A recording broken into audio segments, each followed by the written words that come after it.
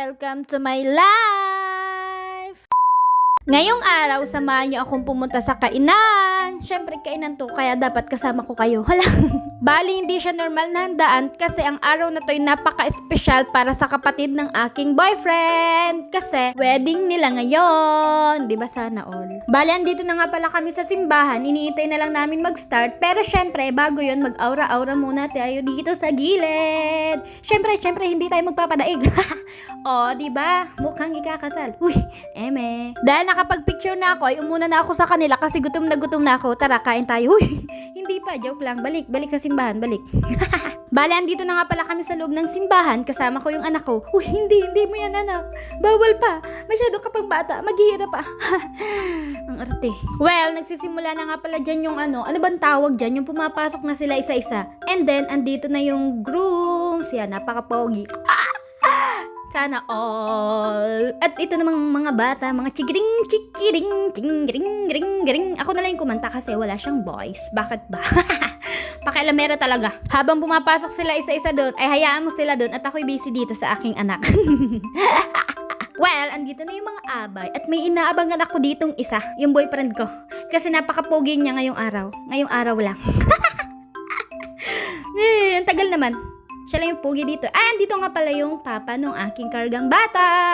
Pamangkin siya ng boyfriend ko. Kaya pamangkin ko na rin siya. I-claim ko na to. And andito na yung aking boyfriend. Ang pogi mo, diyan ka lang. Huwag kang gagalaw. Pag gumalaw ka dyan, di ka na pogi. Sige, pag ikaw umalis dyan, may mahal ka ng iba. Huy.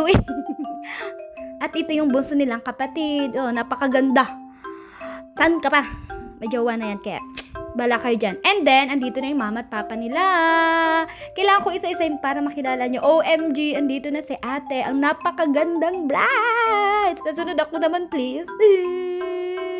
So, yun. In-enjoy na yung moment niya dyan. Kasi sasunod ako naman lalakad dyan. Ha? Pangit ng boses ko. So, nagsimula na nga pala yung seremonya. And then, andito ako sa kabilang gilid. Anak pa. Bali na nga ako na pala sila dyan sa isa't isa. Sana all pinapangakuan. OA, wag na kaya mag-voice over. Ang arte. Pagkatapos nilang mangako sa isa't isa, punta na tayo sa exciting part. Nag-kiss na sila. Paano ko makikita? Masyado tabing ka, kuya. Nakakaiyak. And after that, kaingin na. Ay, hindi pa pala. Oh my God. May ganyan-ganyan pa pala. May ganun-ganun pa. O, hayaan na natin. Ay, OA. So, punta na tayo sa pinaka-exciting part. Kakain na talaga to. Ito lang yung habol ko eh. Akala ko ba naman kakain na, hindi pa pala. Naiyak na ako dito sa gutom. Well, panoodin na lang natin yung sunod na mangyayari. Bali, may sayo nga pala sila dito. Panoodin nyo na lang.